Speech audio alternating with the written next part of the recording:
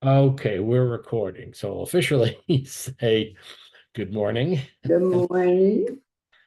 And we're going to be starting with a new unit about whistleblowing. We finished our unit about transgender issues in Jewish law last week, and now we're starting to talk about whistleblowing. And we're going to be looking at a text that was written by a member of the Rabbinical Assembly, although it's mentioned in Rabbi Barmash's book, Modern Responsa.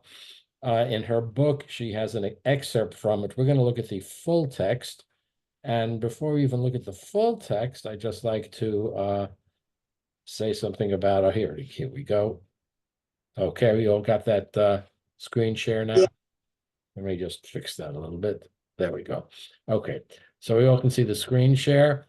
And Mhm. what we want to know, I find it always interesting to know a little bit about the author of these documents, especially last time when we were talking about the transgender issues. You may recall that the author was a member of the Rabbinical Assembly, but he had spent many years as a distinguished physician before he actually went to rabbinical school. And it is not uncommon nowadays to see people who have had other um, careers to come to the rabbinate. And we see here, this is the author of the Teshuvah that we're going to be looking at. It's Rabbi Barry Leff. I even have a picture of him. As Israeli-American rabbi, he has changed careers. He worked in high tech. So it's what's good to see is that we're talking about an issue that came up in his professional work before he became a rabbi, and he's very familiar with the business world. So, sometimes you hear people say, "Oh, those rabbis, they don't know what's going on in the real world." Well, here is somebody who had many years of experience, and we'll see in his teshuvah itself, he talks about an experience he had. He's writing about whistleblowers when he was exactly in that position at one point during his career. High-tech manufacturing, the CEO firm, and then he became a congregational rabbi, going to rabbinical school at the Ziegler School of Rabbinic Studies in Los Angeles, served various congregations. Then he went back to the business world, uh, and then he did some interim rabbi assignments. We know about interim rabbi assignments. He was in Birmingham, he was in Mercer Island, and now he's writing, volunteering, and traveling, and he serves on the Committee of Jewish Law and Standards for the conservative movement. That's who he wrote this teshuvah for. Okay, so I like the last sentence too. He is also a flight instructor and prefers flying the airplane himself, but El Al refuses to cooperate. Okay. So we also know he's got a sense of humor. Okay, fine.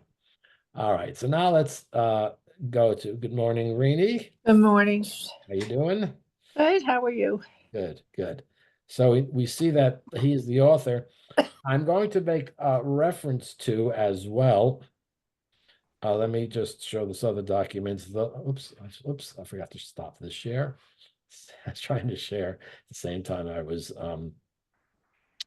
sharing something else, which is, oh, there it is. Okay. Right, okay. Oops. Oh, what is very useful, Rabbi Barmash has a reference in her book, a link that she has that you can look at, which has questions about the different teshuvot in the book, and she really helps to frame our understanding when we look at them. And this is actually, I did a little annotations on this document, where the first question is, what is the question, and how does Rabbi Leff's background affect his answer? Well, obviously we can see he has been in the business world. He has been in this position of working in the high-tech industries. He was a CEO. And the first thing that will, the question that she asked is, how does he introduce the issue? What are the reasons why someone should be a whistleblower? What are the factors that makes it difficult? Okay, so those are the questions that she asked. So let's go right immediately now to the teshuvah itself. Uh, okay, there it is. And we can see this was 2007. Whistleblowing, the requirement. Notice how it's stated. The requirement to report employer wrongdoing. It's a good question. Is it required? Is it optional? That's a question that he's going to deal with. And we'll note that, okay, Rabbi Dr. Barry Leff, he has a PhD. He's not a medical doctor. And you'll notice as well that it was very broadly supported. 17 in favor, 1 opposed, and only 3 abstentions. And as we've seen in the past, we're never sure why the abstentions are there, but people abstain. But clearly, this is a document that had the vast support among the members of the Committee of Jewish Law and Standards. Okay. And the question, actually, it's a little bit different. It says the requirement, but the question is, to what extent does an employee have an obligation to report wrongdoing on the part of his or her employer? By the way, let's ask that question just in general. Any comment on that in general? To what extent do you think an employee has an obligation to report wrongdoing? Any comment on that question, Rini? You're muted. We can't hear you. I always seem to have a comment on everything, but if there's a practice that is hurting either the employees or the consumer or really anybody, then it's difficult, but I think it should be reported somehow. But it's difficult because that person might lose his or her job and have difficulty doing that. But let's say somebody at GM knew that 50-cent part that they didn't include could cause accidents. I think it's criminal not to support it. People died. Okay, so you're raising a whole series of issues which Rabbi Leff will deal with. Okay, the question is, as you said, if someone or something is being hurt, well, of course, the question will be to what degree. As you point out, well, there's certain issues which may affect lives, but sometimes the issues just are affecting the bottom line, or the efficiency of the organization, or the integrity of an individual person. Certainly, there are degrees of what it is that might be reported, right? That's one question. And does the degree to which it is a serious matter affect the requirement? So that's one large area. The second area, of course, is what would be the effect upon the whistleblower, him or herself, to make that report? What sort of consequences would follow from such a public? Well, that's another question, a public or a private. This is a larger question. Does the whistleblower just tell his supervisor, or does the whistleblower go to the press, right? Those are 2 very different paths to take, which might have 2 very different implications, both for the whistleblower's job, excuse me, and even if the intention of the whistleblower is to correct what he or she sees wrong, there might be very different ways in which that is addressed, depending upon whether the whistleblower, quote, goes to the press or just tells the supervisor. A lot of there are certain areas where we could probably agree that's pretty obvious, but sometimes there are some subtleties and degrees, which again, Rabbi Leff, I think we'll see, will be able to discuss. Okay. And again, as we so how does he frame the issue? All right. So he frames the issue and he says already this is 2007.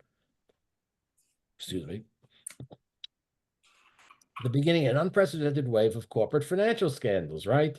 Enron, I the Enron we all remember. Frankly, I don't remember Global Crossing. WorldCom imploded, but we've often seen different companies implode because there have been, shall we say, questionable business practices. Some of these cyber currency companies have had recently. What was his name? Sam, forget his last name. Who was indicted. Sam Altman, I remember his name. Very interesting you do, Rini. Sam Altman, who was, I believe, in jail at the moment, because again, he had one of these cyber currency companies, which again was cooking. I'm not an accountant. I'll just say cooking the books, doing funny things financially that were clearly not only hiding things, but were clearly illegal. Okay. So people, yes, he calls it creative accounting, right? Okay. So the question is, it's not just only the corporate world, the public sector, the private sector, and I would point out as well, the religious sector, as we know, there's been questions about different religious groups. So yes, there are issues. You remember the tobacco industry, of course, how can we forget? They hid information about the public health issues and the addictive nature of nicotine. They suppressed development of safer cigarettes, manipulated nicotine levels in cigarettes so they would be more addictive, right? And intentionally marketed their products to minors or to other groups to try to get them addicted. Okay. Rabbi, And yes. even the pharmaceutical companies, the ones we trust, like J&J, they knew that their talcum powder had some issues. It's not just tampering, that's not their fault, but Okay, right. It's not and just they hid that from the public for many years. And that's right. pharmaceuticals. You'd think that they would be trying to help people. Yeah, but Well, unfortunately, as we see, often the profit motive and is that's right. so strong that the governing principle is not how do we do the best for the public, but how do we make the most money. And yes, that there was the case that was settled that there was carcinogen. Mine again, I'm not an expert on the talcum powder issue, but I Right. do recall that there was a settlement that there were issues that it did contain carcinogenic materials. These are common problems as we see, right? So the question is, Time Magazine Persons of the Year for 2003, whistleblowers who accounting shenanigans at WorldCom. And the FBI had information that could have prevented the tragedy of 9/11, right? So sometimes within the government itself, bureaucratic mismanagement led to the information not being used. And then, of course, Enron inflated profits, concealed their real financial interest from investors. A lot of people lost a significant money. Of course, remember the Ford, some of us remember the Ford Pinto, which had a defective fuel tank. And that's the Ford management decided that the cost to repair the defect was about $11 per car, was higher than the cost of 180 deaths, so they did not fix it. Okay, 180 death people die. Even if they sue us, it's going to cost so much, but to fix the cars is going to cost us more. So the issue is not how do we proceed by saving lives, but how do we proceed by spending less money, right? So these things have happened. The lives possibly could have been saved if a whistleblower would have reported this. Okay, and then notice Rabbi Leff himself, the author of this responsum, was personally involved in a situation where an employee was engaged in a moderate financial impropriety. See, there again, we have this question of how bad does it have to be for the whistleblower to blow the whistle? He chose to rebuke his superior, the CEO of the company, but not take it any further. Okay, there's financial problems in the company. The question is a couple of questions. How serious are they? And what do you do about them? In this case, he said he went to the CEO. In retrospect, he wondered whether he did the right thing, whether Jewish tradition and halacha would have counseled him to take further steps. So what if you reported to you use the chain of command within your corporate structure, financial impropriety, you reported to your supervisor, then what do? Right? If nothing is done to correct it, what do? Do you go public? Do you go over your supervisor's head? Do you quit? A whole series of questions, all right? Right? On the one hand, the principle of do not stand idly by the blood of your neighbor, classic Jewish source. And then he even brings in something unusual. Jewish tradition has typically taken a negative view of reporting wrongdoing to authorities. In times when Jews were persecuted by Gentiles, to be a malshin, an informer, was the bad thing. So there's even some questions as to is being, you shouldn't inform on people who are doing, or you shouldn't point out. Although I have to say that the example he brings, I didn't find that convincing. How God himself refuses to be an informer to tell Joshua who the sinners were. Actually, we can take a look at that text for a second.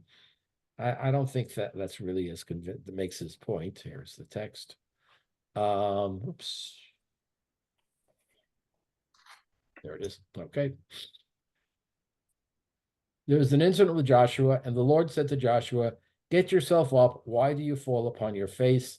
Israel has sinned." This is from the book of Joshua. Joshua said before God, "Master of the universe, who has sinned?" God said to him, "Am I your informer? Rather, cast lots to determine who is guilty." In this way, God did not directly disclose the identity of the sinner to Joshua.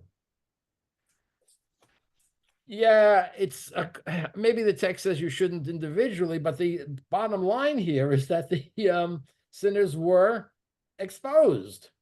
All right, so maybe it wasn't direct.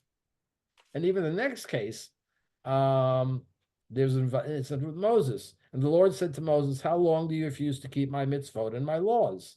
Although only a small number of people attempted to collect the manna on Shabbat, remember, you're not supposed to collect the manna on Shabbat, you get a double portion on Friday. God spoke as though the entire nation were guilty, so as not to directly expose the guilty. Well, yeah, you may not be directly exposing the specifics, but you are saying there's something wrong here. So I'm not sure. I have to tell you, I found that point on the Teshuvah a little bit weak. Okay, let's go back to it. Okay, and then he also points out. Now here's a question, a larger question. When you're dealing with whistleblowing, to what degree are we talking about ethics as they apply in interpersonal relations and general? And are we talking about, quote, business ethics? Should he have been really emphasizing the question of what happens in a business context? But Rabbi Leff is making clear that the personal ethics, which apply in every day, also apply here. And there's nothing to saying that, business is different, which sometimes you hear people say, business is business, right? You've heard people say that, and therefore you have to do things differently. Well, he's saying the opposite, right? Because he begins, when he starts also talking about specific Jewish values, he begins with Lashon Hara, right? We've all heard Lashon Hara, which is often translated as gossip. When discussing, generally taught not to go around sharing tales of the misdeeds of others, right? You're not supposed to go around talking about how other people have done something wrong, right? And then he brings in something else which I hadn't even thought about. In popular culture, snitching has become something very much looked down upon. In a 60 Minutes broadcast, Jeffrey Canada, a nationally recognized educator and anti-violence advocate, said, "When I was growing up, kids used to talk about snitching, but it never extended as a cultural norm outside the gangsters. It was not for regular citizens. It is now a cultural norm that is being preached in poor communities. And what is the norm in poor, innocent community? Often gets transmitted to the mainstream community through popular music. Rap star Cameron said, although he had been shot many times, he would not cooperate with police in finding the people who shot them. Do we think that it's interesting that he brought that paragraph into this teshuva? Do you think it's relevant? Rabbi, he's quoting something from 2007. I think the temperature has changed. Meaning what? About snitching. I mean, I think people, how do I phrase this correctly? That we're more accepting of people bringing up a wrongdoing that they find. Okay, we're more accepting of being wrongdoing. 60 Minutes does more things about exposés about companies. I don't think it's about keeping things quiet anymore. I think he's talking about a general mistrust of the police in the poorer communities of America. I mean, let's be honest. Well, I think that still persists. I mean, he's close to, but doesn't go across the line and say, let's face it, there are people who mistrust the police.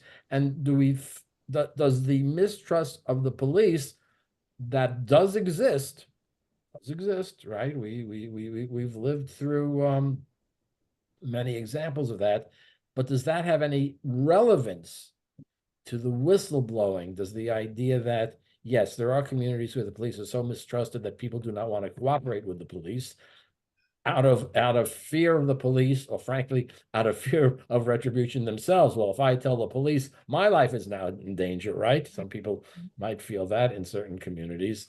Or am I watching too many cop shows? I don't know, but you know what I mean? So well, I think I didn't. I'm going to withdraw my comment a little bit because I didn't read it as clearly as I should have. But I think now people are holding the police to a different standard. Better or worse? They're calling them out on their actions. They're more likely to call them out on their actions. Yeah. Okay. But is there still, I mean, he's bringing a societal issue in which the lack of trust of police, which does exist, does that really create an ambiance of not being a whistleblower? To be honest, I think he's talking about two separate things. I'm not sure that this is a relevant factor when we're talking about whistleblowers. I think it's a whole other topic. I think it's separate from this. Yeah, I think also that he's going a little bit too far. But what he's really gives you an issue about whistleblowers face possible retaliation from their employer, right? Fired, denied promotion, reassigned to a less desirable assignment. Potential whistleblowers face tremendous obstacles beyond direct employer retaliation. They know, for example, that bringing massive Enron-style fraud to light could potentially lead to their current employee's implosion, right? You brought down the company. Look at all these people you put out of work. You too. You're out of work and everybody else is out of work. Whistleblowers may fear blacklisting. Oh, all right, I'll just get another job. Wait a second. He's the guy who brought down Enron. We don't want him around. He's going to snoop around. And if he doesn't like what we're doing, we're in trouble, right? Who suspect disloyalty, as well as social ostracism from their coworkers. You caused me to lose my job. The psychological burden associated with whistleblowing, including the effect of public criticism, a lengthy stay in litigation limelight, cannot be ignored. Finally, employees may contractually or otherwise bound in a way that deters them from blowing the whistle. There are, that's a whole other issue which we're not dealing with here, where you can't disclose things, right? You sign a contract when you become an employer, and that you are contractually bound not to disclose things. And if you disclose things as a whistleblower, the employer can say, yeah, well, you signed a contract when we hired you saying that you're not going to do that. And you did that. We're going to sue you. Right? Yeah, Rini. Well, as in the other case with the police, I don't think that the rap star would be as concerned with the police operating inefficiently or in a bad way as he would with the people who try to shoot him in the first place coming back for more. And I think it's a similar case here. People are afraid of their own personal safety. And you don't know what's gonna, some nut who got fired might come after you. This world is a crazy world. Well, right. So that perhaps dissuades a person from becoming Right, a whistleblower. And again, this non-disclosure agreement, there's a whole issue within the legal system today about the legality of these non-disclosure agreements that many people are forced to sign. And therefore, if well, you see it all the time. So and so and so and so came to an agreement, right? And the terms are not being publicly disclosed. It happens all the time. But but beyond that, that the a person who, shall we say, blew the whistle is trying to be clear in his public statements what happened, but may be bound by legal requirements not to say very much more. So that's an issue. Okay. So what is he going to do? So he decides he's going to go on several issues. Whistleblowing, lashon hara, gossip. Don't say anything bad about other people.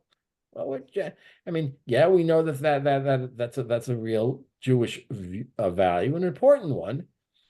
Okay. But we are told that we should rebuke someone who does something wrong. So there may be a conflict between those two values. The responsibility to report cases pikuach nefesh. We have those other two values we just had, but now somebody's life is in danger, right? We always say pikuach nefesh, dochet Shabbat, for example. Pikuach nefesh is a higher value than observing Shabbat. All right. Report for case of financial loss, and doesn't make any difference if the parties are Jewish. Okay, so he's going to now take each of these examples and take a look at them. Okay, I want to go back for a second to Rabbi Barmash's questions. Give me a second to find it. Here it is. Okay, so we see, he gives you those reasons. He looks at the Jewish values. Right. To reach a ruling, it is noteworthy. This is from her book that Rabbi Leff investigates halakhic issues applying to how an individual behaves towards another individual, but not towards an organization. He does not apply halakhic rules about cheating in business. Presumably, he deems that the halakhic principles requiring one to speak up when seeing wrong and acting when life is in danger are more powerful. In other words, Rabbi Leff is not, you notice those 4 or 5 issues that he raised, he didn't raise any question about, well, what about business? What about commerce? What rules do we have? And we do have ethical rules about commerce in Judaism, but he decides not to, those aren't the most important ones, right? About human behavior. Okay. And so first we're going to look at Lashon Hara. And that's the first question. Why does he, this will be in the back of our heads. Why does he bring the rules against Lashon Hara altogether? And there are specific halakhic rules for business. Why does Rabbi Leff decide to base his teshuvah on halakhic rules that apply to every action, like the rules against Lashon Hara? So keep that in the back of our heads as we take a closer look at the teshuvah. Okay, I see Jack is here. Good morning, Jack, and I see Eddie and Carol. Good morning as well. Okay, so let's go back to the teshuvah. I've got to find it. Here it is. Okay, so we've seen, again, here are his 5 areas that he's going to investigate, most of which have to do with personal or interpersonal ethics or larger halakhic issues. He's not talking about commerce. Okay, so the first thing he's going to talk about is lashon hara, right? Gossip. By the way, gossip is gossip. Lashon hara is lashon hara, whether it is true. If it's false, then it's something else. That's rechilut. That's we're just talking about saying things that we're not talking about saying things that are not true. We're talking about say when you talk about things that actually are true. Okay.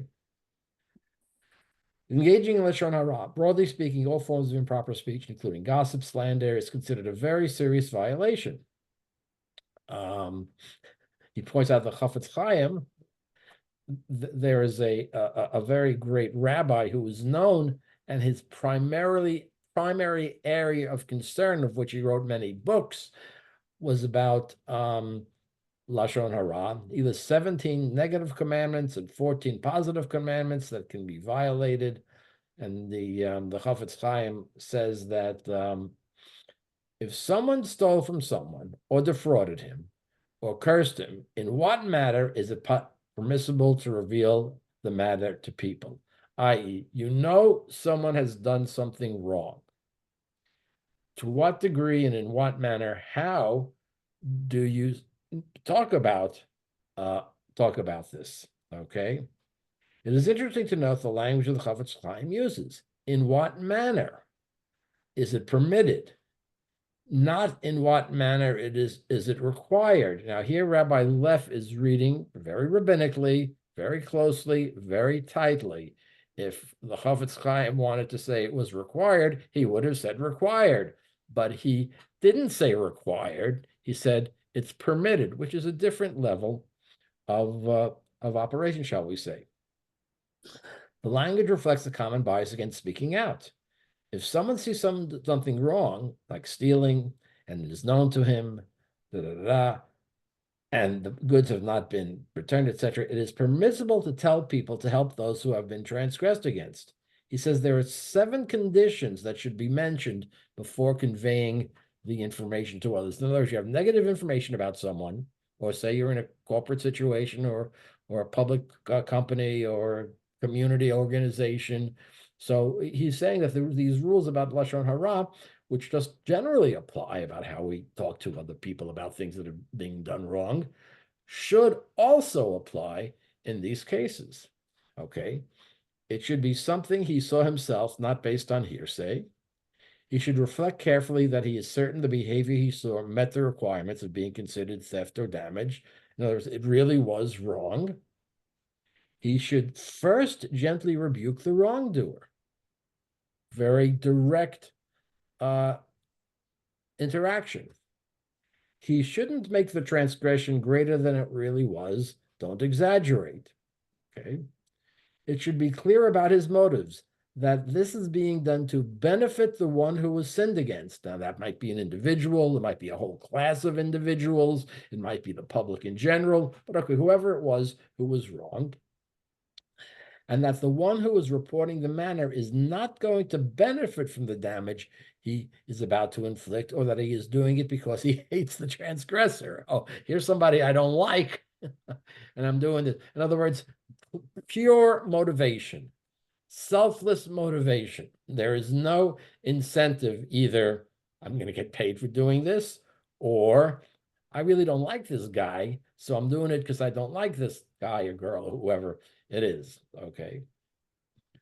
If he is able to accomplish the effect through some other means, excuse me, without having to engage in lashon hara, he should do so and not speak of the matter. And maybe there's some other way to correct what he sees as wrong. His speaking about this should not result in greater damage to the transgressor than if the matter had become before Bet Din. That's a little technical. I'm not going to really worry about that. But anyway, while these rules are written for a different situation, an individual reporting wrongdoing of other individuals, right? I saw you stealing somebody's something. The principles are generally applicable in cases of employer wrongdoing. So here he's making that statement. Our ethical principles of interpersonal relationships apply equally in cases of an employee or a person who sees wrongdoing, a whistleblower. The important point here is that the rules about lashon hara do not provide an excuse or a barrier not to report employer wrongdoings. In the conclusion, we develop a set of guidelines specific. In the conclusion, okay, so he's going to say these do not say, oh, it's Lashon Hara. You should never say anything. If you see somebody do something wrong, because if you say something, it's Lashon Hara. So that's not what we're talking about. But they do apply. And when we get to his conclusion, probably next week, we'll see how he uses what we just said about Lashon Hara to be used in the case of seeing wrongdoing as a whistleblower. Okay. That's his first principle. Principle 2, the responsibility to rebuke. The Torah, Leviticus 19:17, Lo tisneh et achicha b'levavcha, do not hate your brother in your heart. You shall surely rebuke your neighbor and not bear sin on his account. Okay, now what does that mean? It's a little convoluted, we might argue. Okay. Nachmanides says, the way to understand the whole verse is as saying that you should rebuke your neighbor, because if you don't, you will end up hating him for his sin, and then you will be a sinner, hating your neighbor in your heart. Nachmanides also brings an indication that we should apply this to non-Jews as well. Okay, all right. In other words, if I see somebody doing wrong and I don't publicize it, I am personally going to have ill will. I will hate the person who I did something wrong, and I will now be sinning because by my failure to rebuke, I hate this other person. Okay.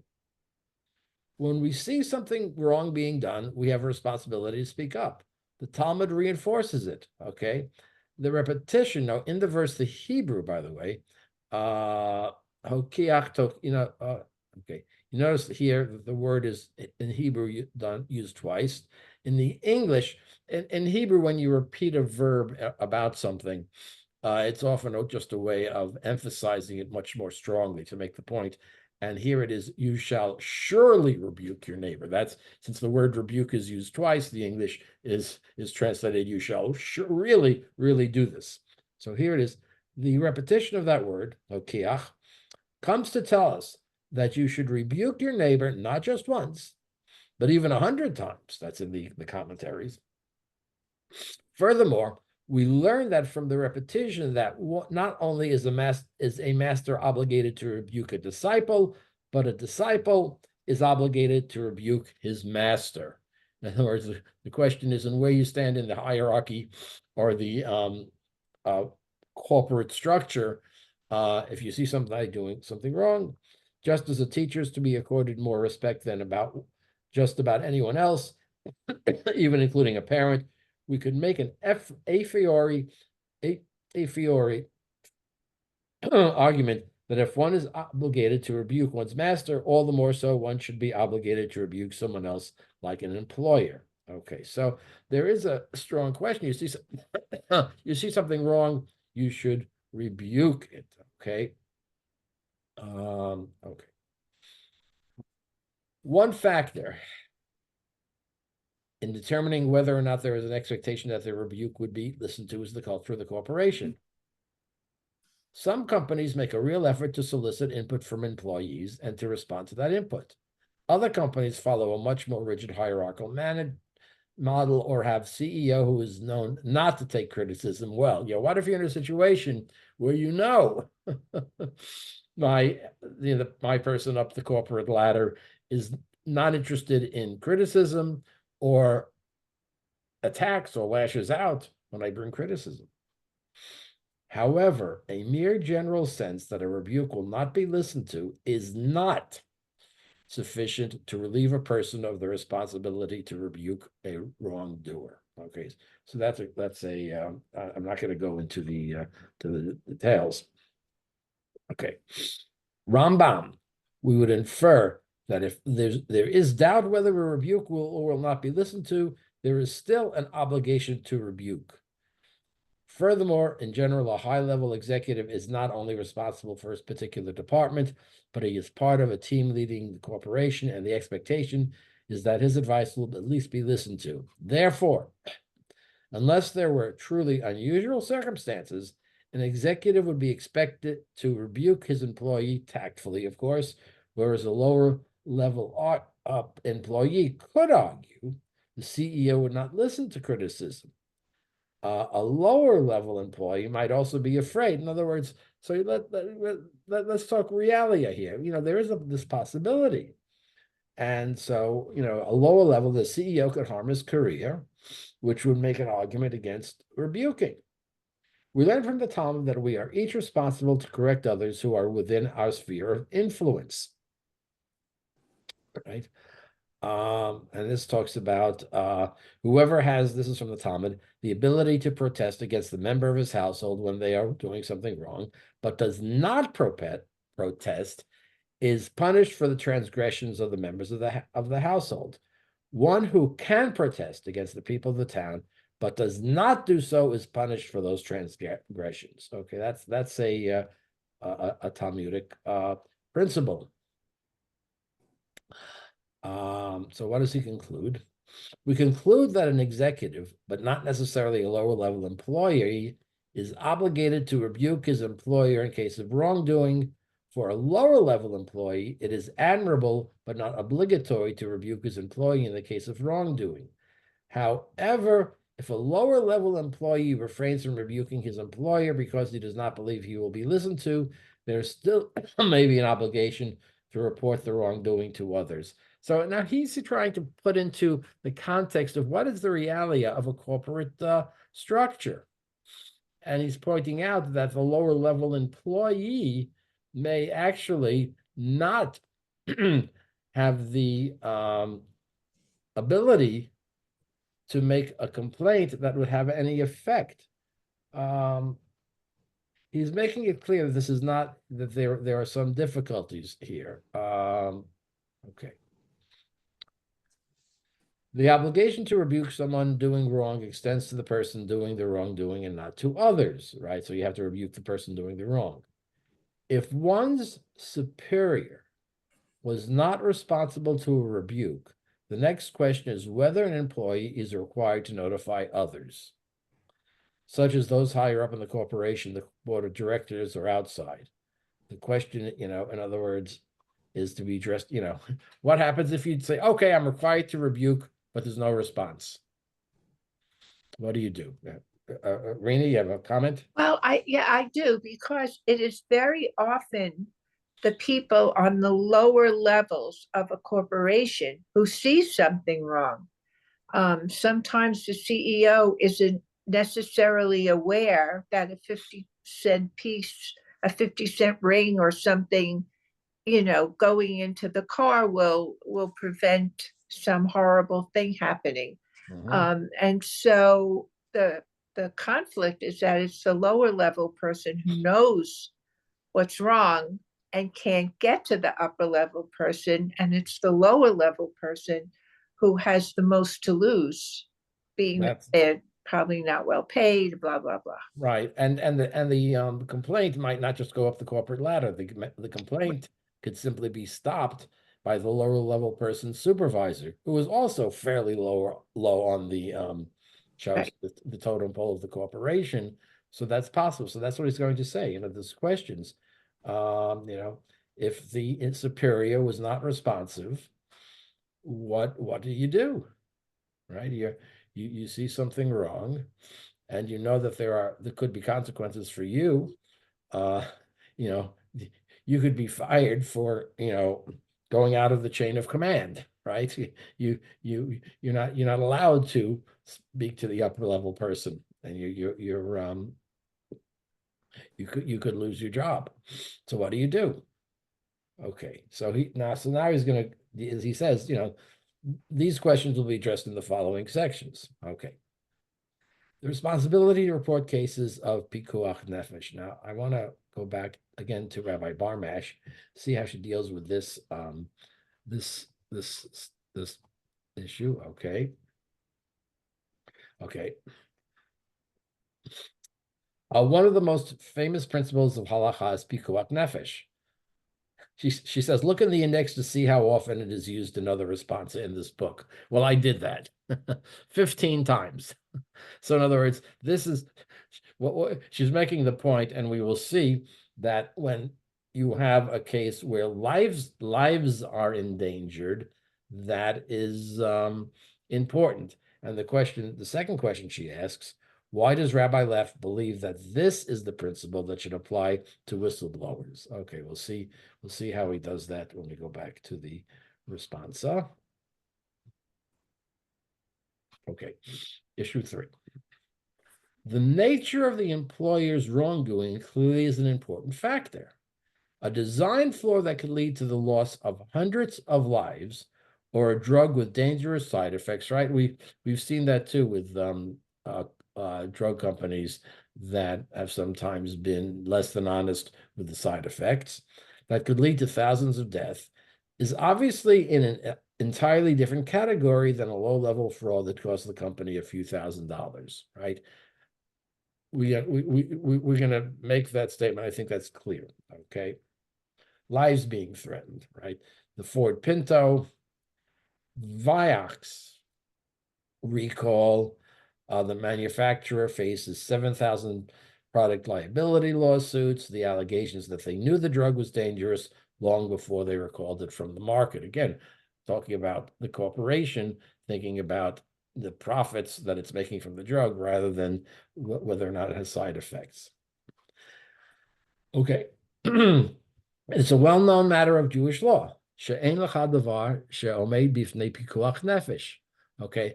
There is nothing, the saving of a life. There are only 3 cardinal sins. Now, we've talked about this in other contexts, right? And usually the classic context is if our community is being oppressed and the oppressors are saying to a Jew, worship an idol, sexual transgression, or commit murder, then you allow yourself to be martyred. You don't commit those sins. But any other sin, right? Again, eat this cheeseburger. No, you don't. You eat the cheeseburger and you don't allow yourself to be martyred. But there are 3 things that are the most important above the saving of life. Okay.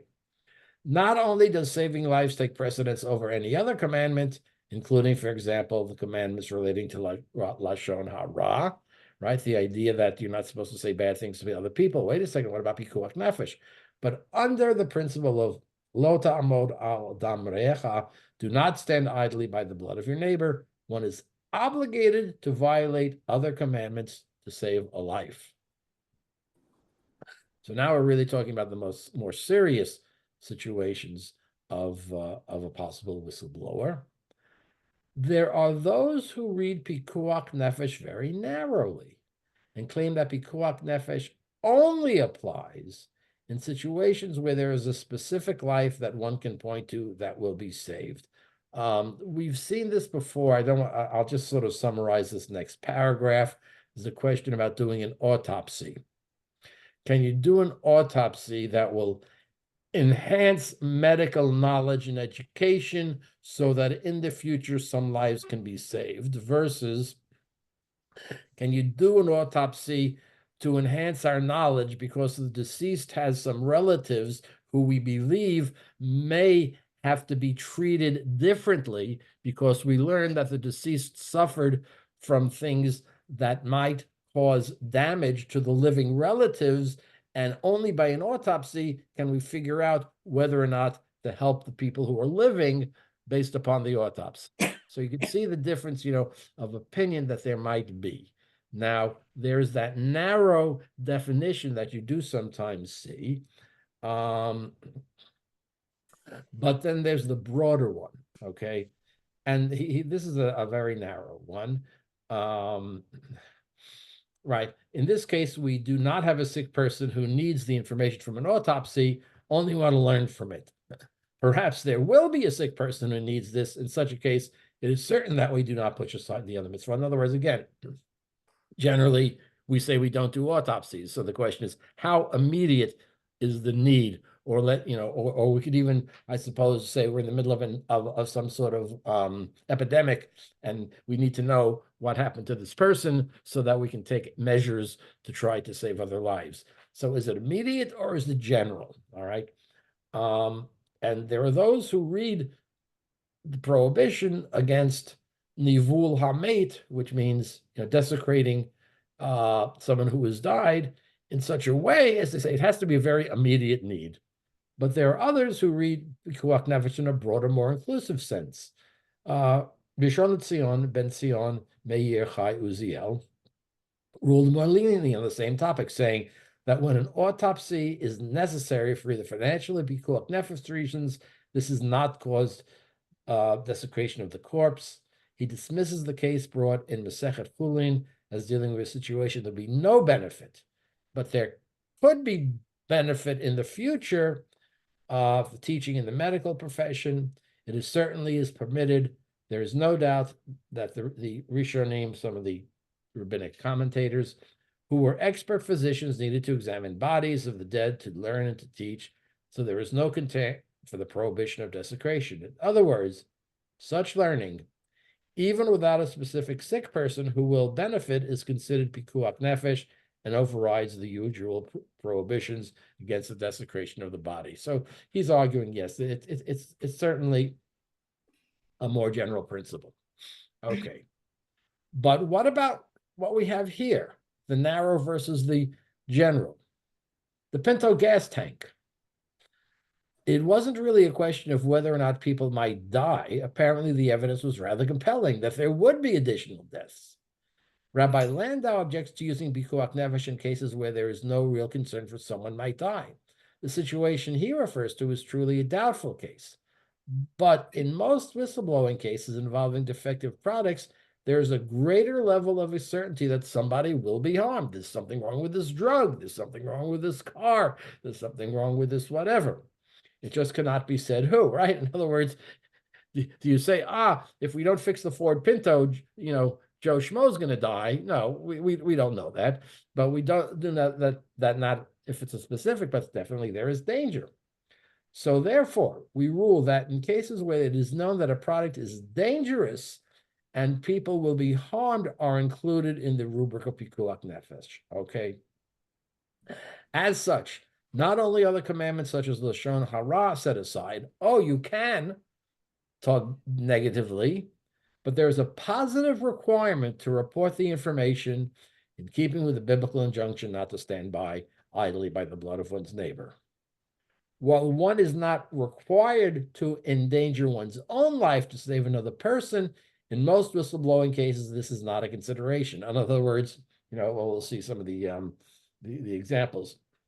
One should spend his own money to save a life, although if he does do so, he should be entitled to compensation. There's this question: to what degree am I required to endanger myself to save somebody else? Right? No one's going to say, if you can't swim, don't jump in the water to try to save a drowning person. You're going to drown too, right?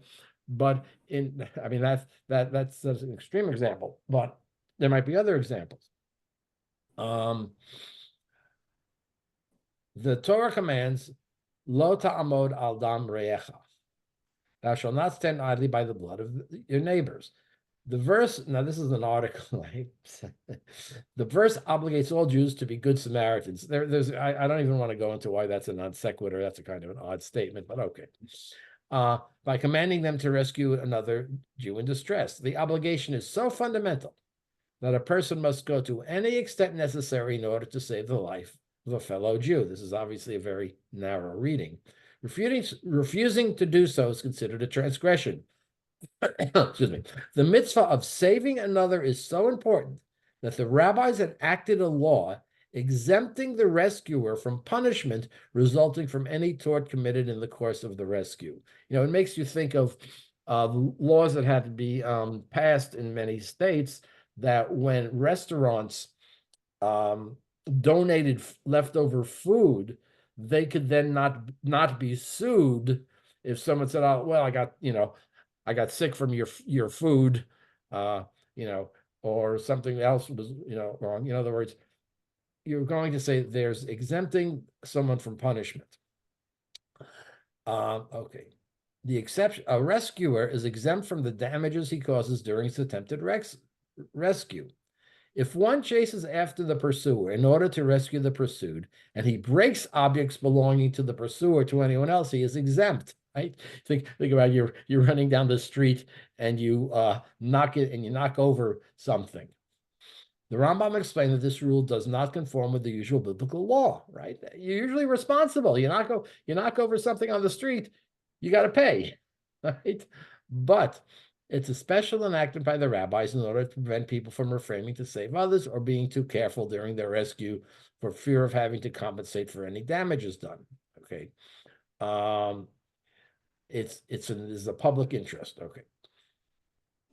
The Shulchan Aruch affirms that if one sees his fellow drowning or sees bandits falling upon him, and he can save him or hire others to save him, in other words, spending his own money, it seems a little odd, but the idea is the concept is the same. I suffer some sort of loss, but I'm saving somebody else's life, and you don't do that, you're a transgressor. Okay, and I think we're going to just about be done with this. Conclusion. In cases of pikuach nefesh, there is a positive requirement to report employer wrongdoing, even if it will come at substantial financial cost to the person reporting it. In other words, you can lose your job. Here, again, is not a case where no, you're not necessarily going to be assured of getting another job. But the issue is that if you see that it is pikuach nefesh, even at that personal loss, he is making it clear it is a positive requirement to report it. Okay. All right. Your time is just about up. Any comments or questions before we'll finish this next week? Any comments or questions? Judith, please. So the company that I work for, every year, you have to take all sorts of different training courses. It's all done online. But one of the things is about sexual harassment and about reporting.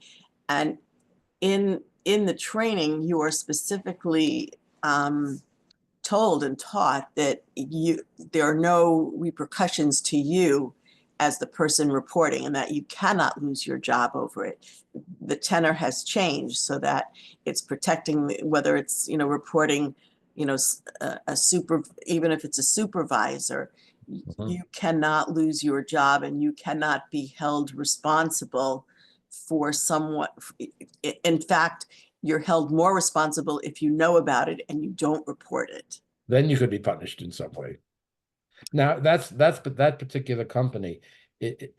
I'm not familiar how general that is in the corporate world, but that's good to hear that it is part of that company's procedures. I know in Jessie's company, she has the same thing. She's got annual, and it's the same course. They update it obviously, but it's you have to go through this basic training. It's kind of like the onboarding training that you do, where you learn about the company and you learn about policies and procedures and how you handle different situations. And one of them is sexual harassment, or if you see something, saying something. So I think most companies are doing this now. Not to do it, I think, is more problematic. Right. Well, you make that additional point there about sexual harassment, which has become a very serious issue in many companies. And as you very well point out, we know how much that has not been reported, and that has caused a great deal of harm to individuals, of course, and to the companies. Ed? Not just with companies, but I still work with the soccer referees, and throughout all of youth sports, this is a very critical training that goes on, where if you see something, you must say something. And there are repercussions on both ends if you don't say something. Well, that's again a larger area as well. We know, unfortunately, of adults who have taken advantage of their positions as coaches to harass and worse, some of those that they are supposed to be taking care of. Yes. I know that, for example, the Rabbinical Assembly that I'm a member of has recently had its whole series of rules about both sexual harassment and whistleblowing. They've actually hired a legal firm to come up with a new series of up-to-date rules that will be more reflective of this obligation to report and to seeing to it that the boundaries are kept, as you point out, Ed. Okay, times have started to change, which is good to know. All right, any other comments or questions before we conclude? Anyone? Rini, were you raising your hand? No, I was just gonna say thank you and goodbye. Okay. We'll pick this up. Have a good week. Stay warm. Hopefully we won't get too much more snow. Bye-bye. Thank you. Take care. Bye. Thank you, Rabbi.